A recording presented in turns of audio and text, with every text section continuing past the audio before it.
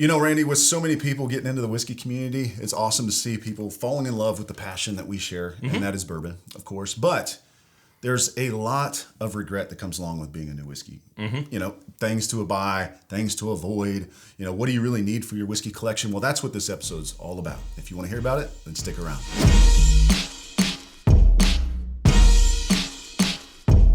So, Wes, before we get too deep into this, I want to thank our Patreon members. We could not do this without you. No. I was trying to explain to somebody the other day, it's a little bit weird because producing the podcast and running the Bourbon Real Talk community and running the nonprofit that's associated with it takes up a ton of time. Yeah. And if we don't have some way to monetize those services that we're providing to all of those people who pay nothing, we wouldn't be able to do it. And so we have to thank the Patreons because all of that good that's going out there into the world wouldn't be possible without your support. Yeah. But we don't want just donations, okay? There's a lot of member benefits. We got bonus content, special offers, distillery takeovers, barrel picks, in-person meetups, monthly virtual bottle shares where we get together, share pour, and massive discounts on merch. So whether you want the satisfaction of knowing you support the channel and its mission, or you want the benefits, we'd love to have you as a member of Patreon. So check out the link in the description below. So let's just jump right into what we think you should buy if you are building a bourbon collection. Yeah, of course. You got to know where to start, right? Where to start. And there are some essential core distilleries that you should think of right off the top. And I don't say that by accident, distilleries, because you do want to get a good collection from each of them, because as you journey on and as you taste and as you try, you will decide for yourself which distilleries you tend to gravitate towards. Exactly. And which ones you don't. So the first one on the list is one of my favorite distilleries, not just because it's beautiful, not just because the people are awesome. It's iconic. It's the first family of bourbon. And not because it's got a famous name associated with it, but the reason I love it is because it has so many dang good products, and that is Jim Beam. Jim Beam. And the one that we're specifically going to, when I wrote this, I was thinking of you. Thank you. The one we're specifically going to recommend you get is this guy right here, the Knob Creek 9-year. 9-year. It's 100 proof. It's a great entry point, okay? It's going to get you off of those 80s and 90s and get you up there with the big dogs, and it's going to give you a good taste of what a bottled and bond should be like. That 100 proof point range is a great spot to find your happiness right there. And so Knob Creek is a great start to that. It's a little bit higher price point. I mean, you could, in the $40 range for a bottle of Knob Creek 9. And so it's a little higher than some of the other ones we're going to mention today, but it is worth every single dollar. Well, and the other thing to keep in mind is that Jim Beam could sell this liquid to a brand like mine, the Prideful Goat. Yeah. And we typically have to price things around $12 per year of age. And so this bottle would be probably $110 if it was a non-distiller producer. So one of the best values in whiskey. And Jim Beam, you're typically going to notice a little bit of a nutty flavor. And so what we want you to do is to be able to identify the base characteristics of each one of the distilleries, and eventually you're going to gravitate towards some over others. And that's a good point, is the Knob Creek 9 is a higher price point, but it's a 9-year product. You know, it takes a lot of resources to barrel something and store it for that long. And a lot of the bottles you're going to hear on this list are in that 4 to 6 range. So it's a great value. Yeah. Next on the list, we have Jack Daniels. Jack Daniels, people like to argue about whether or not it's bourbon or it's Tennessee whiskey. The truth is that there's a state law definition of Tennessee whiskey in Tennessee. There's a federal law definition of bourbon at the federal level, and Jack Daniels qualifies under both standards of identity. And so if you want to call it Tennessee whiskey, great. If you want to call it bourbon, great. Everyone's right. Everyone's right. But most people think of Jack Daniels and they think of Old No. 7. Right. And back in the 80s, it was 90 proof, and it was a really solid buy for the price point, but they proofed it down to 80. And I'm not as huge of a fan of the Old No. 7. It definitely has a place. It's the second most drank whiskey on planet Earth. Yeah.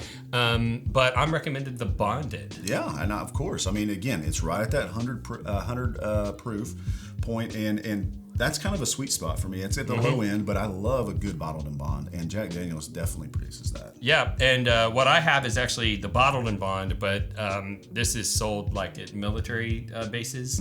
But they have a very similar product that's just called Bonded that you should be able to find in your local store, and it'll be inexpensive. What have we got next? I know this is one of your faves. Oh gosh, yeah. If you haven't heard, Stagg Jr. has a son, and his name is a benchmark foolproof. Yeah. Okay. This guy is very similar to a Stag, similar mash bill, obviously. Same mash bill, similar taste. Very, very good. Just a little younger. 125 proof. I mean, if you can go out and find a 125 proof for $20 to $25, then let us know. Yeah. But until then, this is the king of the low dollar, high proof category, in my opinion. That's a value pour for sure. Absolutely. And just to understand, some of the most sought after bourbons in the world are made by Buffalo Trace, and they're part of the Buffalo Trace antique collection, like George T. Stagg, Eagle Rare 17. Of course, you've got. It's just called Stag now, but it used to be called Stag Junior. You've got the Eagle Rare 10 year. Those are all made from the same mash bill as Benchmark, as well as the base product, which is the Buffalo Trace 90 proof. And so I was in the liquor store the other day getting another bottle, and the general manager was like, I can't get people to buy this Benchmark foolproof, but when I get Buffalo Trace in, they flood the store and buy every bottle. Wow. And it costs more money, and it's lower proof, and it's the same liquid. Yeah, same liquid, except way lower price point. It's watered down to the 90 proof, and this stuff is, man, so full of flavor, robust, powerful pour, and obviously a great value. And what to expect? We skipped Jack Daniels. What to expect on Jack Daniels? Expect bananas. Baby. You're gonna expect bananas and a little bit of nuttiness. So a lot of Jack Daniels will taste like banana nut bread. I'm drinking this right now. Yeah. And that's absolutely spot on. And Buffalo Trace, the Mash Bill 1, what to expect? To me, when it's younger, like Benchmark, it has kind of a grapey characteristic, but as it ages and gets older, it starts to turn into a dark cherry. Yeah. And so those are kind of the earmark flavors that you should expect. What whiskey will blow your mind that isn't even bourbon and you've probably never heard of? JT Meleck. It comes from a crawfish and rice farm in Louisiana. It's one of the few ground-to-glass distilleries in the U.S., and it's amazing. How did a crawfish and rice farmer become the producer of one of the best whiskeys I've ever tasted? We're gonna lose money on the rice, so we turned it into whiskey. Mike's family are sixth-generation rice farmers in Louisiana, and the thought of not growing rice was unbearable. So when rice prices dropped, they decided to grow rice anyway and turn it into whiskey. I know what you're thinking. Randy, it's rice whiskey. How could it be good? This isn't some half sake. I sent out blind sample packs with 5 other highly regarded allocated bourbons, and when people didn't know what they were drinking, they liked the JT Meleck more. This whiskey surprised me. Someone brought a bottle over to my house, and it blew my mind. Where'd you get the whiskey? Yeah, where'd you get the whiskey? I brought it to Randy's house. No, you didn't. Yeah! I thought I was a bad cop. No, I'm the bad cop. You're both bad. So if you want a mind-blowingly good whiskey at an affordable price, pick up a bottle of JT Meleck right now. And if there's a vodka lover in your life, don't overlook the vodka. Unlike most vodkas, theirs actually tastes good. To find a shipping retailer or a local retailer near you, click the link in the video description. Clicking the link lets them know that we sent you, so they know to keep advertising with us. Cheers.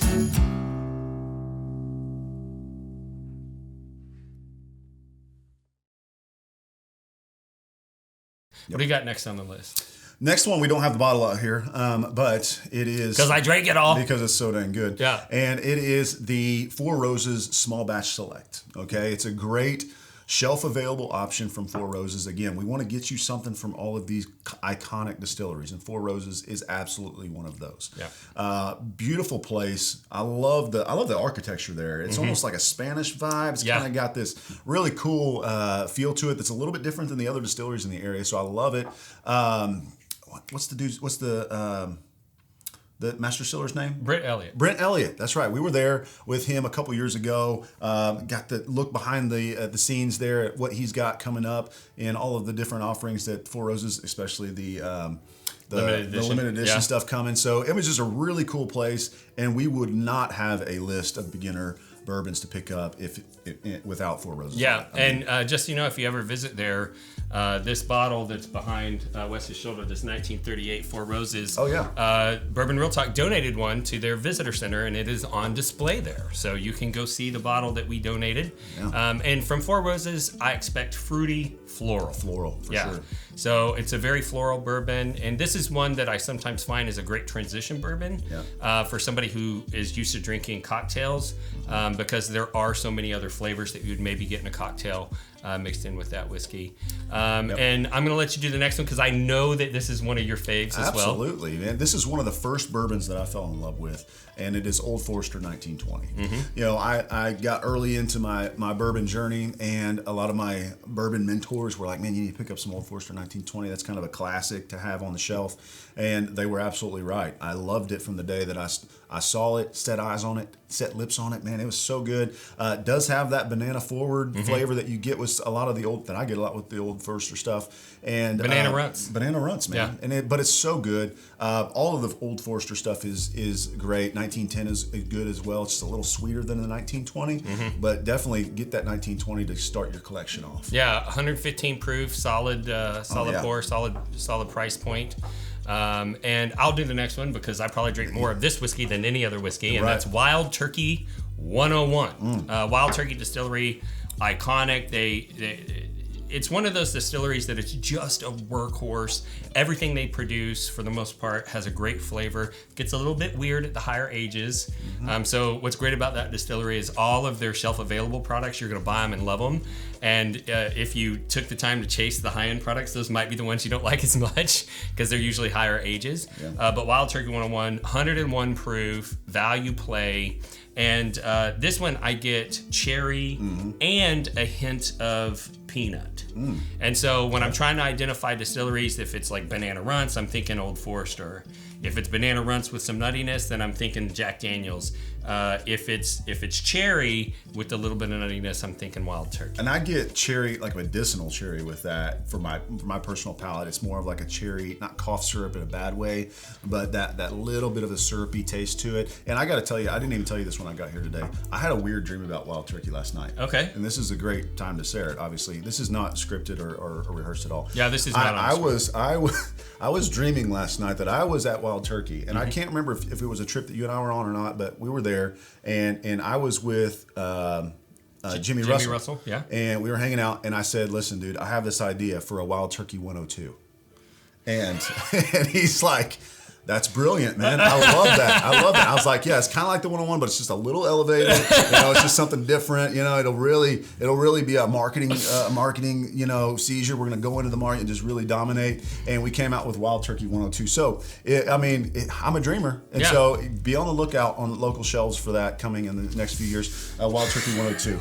That's hilarious. He's like, look. Everyone's going to understand it's one better. Yeah. It's one better. I mean, what's better than 101? 102. 102. It's one better. I think that's the tagline, actually. You can't even argue with that. Yeah. All right. So I'll do the next one because this one's near and dear to my heart. And we're not just sticking with Kentucky. We had Tennessee represented.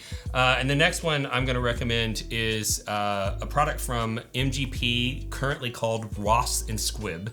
This distillery has been renamed so many times from so many transfers of ownership. But their brand that they bottle is called Remus. Yeah. And the reason why I love this distillery is that many of the brands that you see on the shelves actually buy their whiskey from MGP. And so there's countless brands that you could buy to taste their products. But if you can develop a sense of flavor from MGP, you're going to start to notice that in a lot of other brands. Barrel, of course, the Prideful Goat. My other brand, Unallocated. Used to be Smoke Wagon. Smoke Wagon, Smooth Ambler, Old Scout, Blonde Brothers. There's lots of companies that use their liquid. And so that'd be one to familiarize yourself with. And what to expect on that one, it's a little bit sweeter forward. And for me personally, not everybody gets this, I get Big League Chew bubblegum. I love Big League Chew. Yeah, me too. You want to do the next one, 1792? I love 1792, and particularly on this list, we got the full proof. It is 125. Yeah. And that is the cool thing about 1792 is that is the legal limit to go into the barrel. And so they make sure that what they put in the bottle is every bit of that proof, which is a 125, which is really cool. And the distillery is awesome too. Yeah. I mean, we went to the distillery a couple years ago, and you feel like you're walking into a construction zone. Yeah. A lot of distilleries, you feel like it's like really tourist focused. You know, they got pretty little walkways and people kind of congregating everywhere and beautiful landscaping. 1792 is like you walked into a factory. Yeah. And people are working. There's forklifts zipping by you, and you're just like, am I supposed to be here? Am I supposed to park here? And it's just like you get a fully immersive experience. So if you haven't checked out the distillery, definitely do that. So real quick, take a pause. Okay. Can you flex and show them your muscles? Because you just flexed on them so hard. I did? Yeah. Okay. Because they don't have distillery tours anymore.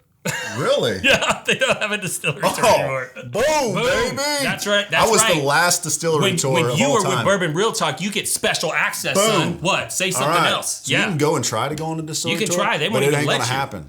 We went on a private tour with the master distiller, and we saw the still that was put there by the federal government during World War II to make grain neutral spirit for the war effort. That was quite intense. I'm sorry for the crotch chopping. We got a little excited. I did, but that was. I didn't know that. Yeah. And yeah. I feel so special. Yeah, I didn't know, and then someone busted me in the comments. Okay, well, Busted us in the comments. But hey, you got to roll fine. with you got to roll with the BRT, and you get in some places. You get into places. All right. Last up is a distillery that absolutely should be on everyone's list to visit. I know they do visits there, but it's an iconic distillery, great history, really cool story, and that is Heaven Hill. Heaven Hill. So Heaven Hill, they make a ton of products. Yeah. Probably their two most popular would be Elijah Craig and Evan Williams. Yeah. I'm recommending Elijah Craig. It's only 94 proof, but flavor's great. And there is a lot of crossover between the Heaven Hill distillery and the Jim Beam distillery. They're right near one another. And their history of master distillers are from the same family, the Beam family. Yeah. And at this point, Heaven Hill uses the same yeast as Jim Beam. And so they also have a nutty forward profile. Yep. But if I were going to try and pick something else out that I look for when I'm finding characteristics of Elijah Craig specifically, there's a little bit of an orange zest mixed in with the nuttiness. Yeah. And so Zesty. zesty. But Heaven Hill makes so many different products, you're going to want to familiarize yourself with their profile. Yeah. Now, that's what you should buy. Yes. Now, I feel like we should do what you should avoid. Let's talk about what you should avoid. So, first off, I want you to avoid any bottle that you've never heard of. That's a good rule. Okay? Because when you're new and you go in and you're gonna, the greatest example is Total Wine and More's Spirits Direct program. Yep. Right? So you're gonna walk in, you go, do you have Blanton's? And they'll go, we have this other one that has a horse on it, and it's the closest thing to Blanton's. Yeah. No, it is not. No, it's not. It's $17.92, which is not the same as Blanton's. Right. And it's like 2 or 3 times the cost of the same bottle that you could get in a $17.92 bottle that's literally sitting on the same shelf. And so I want you to avoid anything you've never heard of and do your research. Yep. And that way you'll have less regrets. Part of that research is trying it. Okay? If you, and that goes for every bottle we just named. If you have never tried it, try it before you buy it. Yeah. We're recommending it be on your shelf, but that's if you enjoy it yourself. So that goes in that same category of trying it. Now, next up, avoid high-priced bottles that are available to the public. Right. So if you go in and there's like a $220 bottle sitting on the shelf, Yep. there's a reason why it's sitting on the shelf. Exactly. and that goes with the bottle envy. There's beautiful ornate bottles, packaging and everything, and that thing's $150. You're like, wow, this has got to be good bourbon. No. It's probably marketing hype. Yep. Just like my Wild Turkey 102. Yeah, the bottles that you want that are highly sought after, they're not going to be on the shelf. And so when there's a bottle on the shelf and the price is high, that's why it's able to be on the shelf. It's probably priced above what the public thinks that it's worth. Yeah, and by the way, the Wild Turkey 102 is going to be a turkey. Oh, it's like a beautiful bottle. They had a turkey bottle and they got rid of it. Wait, we're bringing it back. Yeah, actually I heard it was because of the Ukraine war. Yeah, they had a supply chain issue and then they had to switch bottles. I don't know. We're bringing it back. All right, so next up though, any secondary transaction with the person that you do not personally know. Yes. And that's a big one. I've heard a lot of people get scammed. Lots of scammers out there. You can join Bourbon Real Talk community, and it won't be long before somebody sees that you make a comment that you really like this bottle, and then you're going to get a PM that says, hey, I've got one of those bottles, and I'll sell it to you for a price that's better than secondary, but not quite as cheap as retail, because that puts some effort into finding it. Right. And that person will gladly take your money and never, ever, ever send you a bottle. Yes. And so do not do any transactions with people you don't know. And also a dangerous thing that can happen in that world is, this is the reason I don't ever sell or give away bottles, empty bottles, is because people are great at filling empty bottles, let's say an old Blanton's bottle, with, I don't know, what H&H. An H&H, or something in there that's, same color, same feel, it may even be close, a Buffalo Trace product like a Benchmark single barrel or something. Throw that in there, and so it kind of passes the taste test, but man, you are getting ripped off. So be careful buying from people you don't know. We just strongly don't recommend it. Yeah, and also along those lines, don't buy from online retailers that you don't have knowledge of, because if you go on Facebook every day, there are 100 new fake online retailer pages that get created, and everything looks legit, and there's tons of pictures, and they create a bunch of accounts, and they fill out the reviews, and they have excellent reviews and all that stuff. And so if you don't personally know somebody who's successfully completed a transaction with that online retailer, don't do business with them. As someone who's in the creative space, I can make a website in 1 hour and spend $15 making it and make it look really cool, like I sell really nice bottles of whiskey, and I don't. Yeah. So it's easy to do. Don't fall victim to that. Along those lines, any bottle that you do not know the MSRP of, stay away from. Stay away from it. Don't buy it until you've done your research on what the actual suggested retail price is. Not that every store is going to have that suggested retail price, but at least you know what the value is supposed to be and intended to be by the manufacturer. Perfect example of this, I was a new hunter. This was probably 2014, maybe early 2015. I was in another state. I go to my buddy's liquor store. I see a bottle. I've never seen it before. It's an Evan Williams single barrel. It's priced at $99. And I almost bought the bottle. I thought, wait a minute, I don't really know what this is. And so I Googled it, and it turns out it was a $32 bottle that was marked, way up. And you can find the MSRP for most bottles just by putting in the name of the bottle and the letters MSRP. And the first thing that comes up typically is what it costs. If not, you can click on a review and see what the normal price is.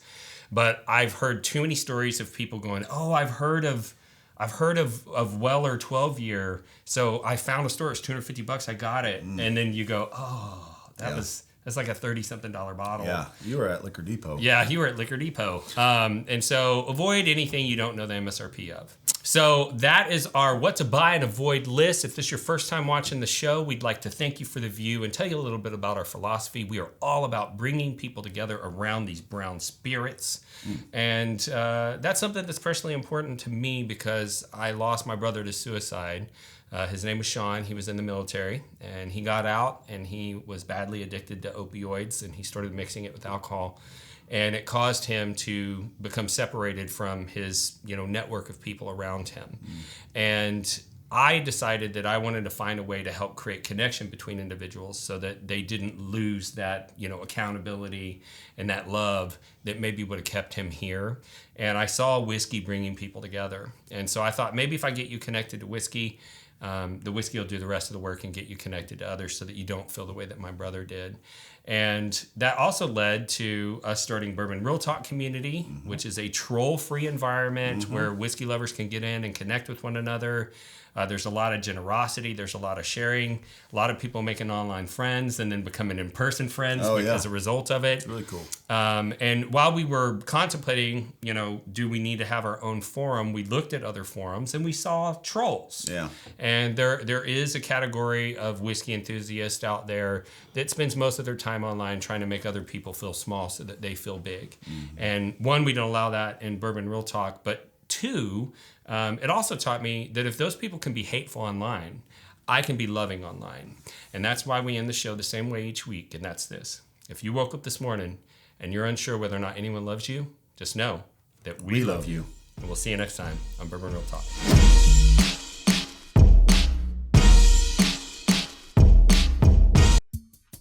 I knew I was a bigger Bourbon Real Talk fan than you. How do you know that? Well, because I don't just use a prideful goat, Glenn. I got an official Bourbon Real Talk tumbler. Oh, yeah? Yeah. Well, I got this Bourbon Real Talk lanyard to carry my whiskey glass in. Oh, well, speaking of whiskey glasses, do you have one of these? No, I don't. Rocks glass. Oh, yeah? Yep, official. Well, I love my wife, and I bought her this official whiskey wife flask from Bourbon Real Talk. Well, that's cute and everything, but I got my wife one of these. Oh, yeah? Yeah, and Well, you can just add your own liquor, and it's an actual cocktail right there in a jar. Me and my wife like to make cocktails, so we got this simple syrup off the Oh, website. do you? Yeah. Okay, well, do you and your wife have one of these? This is an official sticker. You can only get these on the website.